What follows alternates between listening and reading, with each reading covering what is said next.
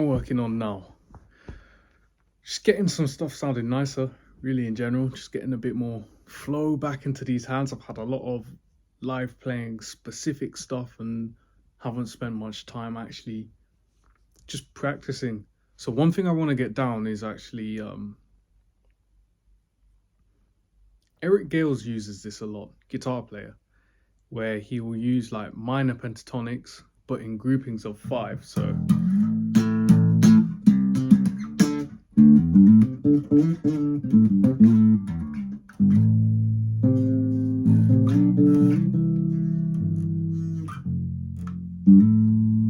this bass really could do with a proper setup, but yeah, if I'm thinking A minor anyway,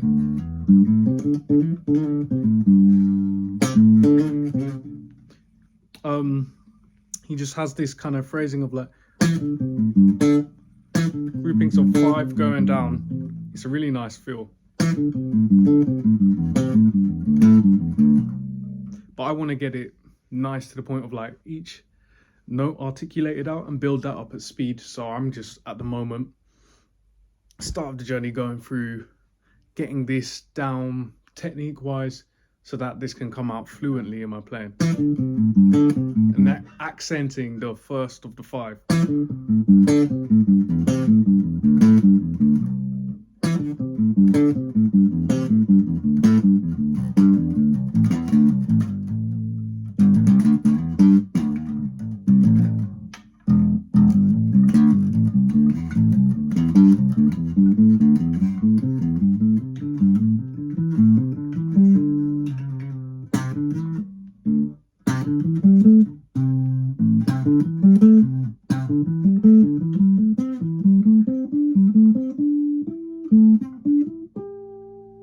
I'm getting it right up to the top of my fretboard.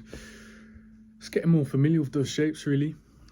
Last thing around that, going up it in 5s and down it.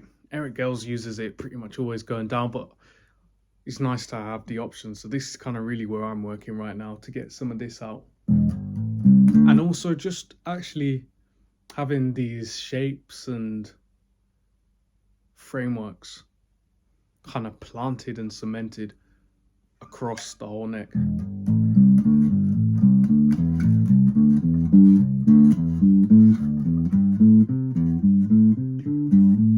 Just so I've got multiple places to play something when I hear it.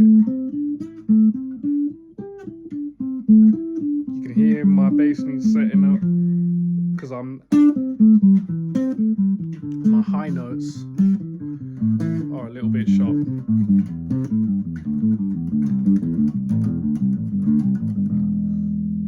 And I could play it faster if I was just hammering on the notes, but I really want to develop that right hand to just be able to get all of those notes coming out purely note-wise on this right hand. So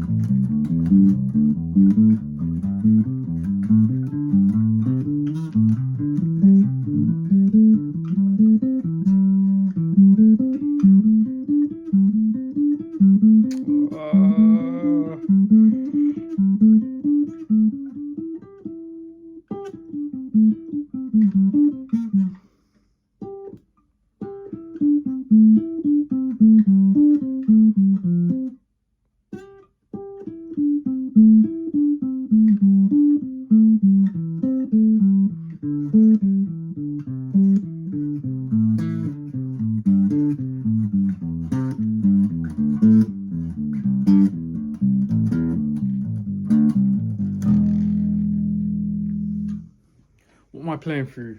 I literally walked through a little local music store, found one of these old little Eden practice amps. I see like £50. It's really, the sound quality isn't great. It's just so I can actually hear coming through the bass actually, but not hiding behind any particular EQ or tone. This tone control here really doesn't make much of a difference. I think it controls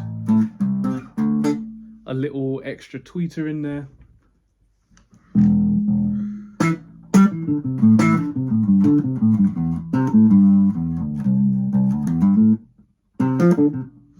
It doesn't really do too much for me there, but I've noticed playing out for a speaker for whatever reason, for me, is so much better practice wise than just plugging in earphones, plugging in my in-ears through the HX Stomp. For whatever reason, I actually find that less inspiring than actually being in a room and just playing. But I want to grow this more as a journey, as a musician, going through the process, setting up a creative business and actually helping people earn some money through playing, but then also whatever their creative passion is, whatever your creative passion is. There's a lot going around right now. There's a lot of, how do I say this diplomatically? If you let yourself get taken advantage of in this industry, you get taken advantage of, and people will try to walk over you. They'll try to, if people think they can get away with something, they will. So this is where us as musicians, we have to, one, band together as groups of musicians. In the UK, that's what happened with the Musicians Union. That's why the rules in the West End have been able to be the way that they are, because people basically teamed up together and stuck together. I mean, like, we're not doing this at this rate, and collectively stuck together to make sure that that happens. So we definitely need to hang on to that as musicians. Some of you are going to get what I'm saying. Others are not. But yeah, we as musicians need to work together to make sure that our standards are being met. You know, our requirements are being met.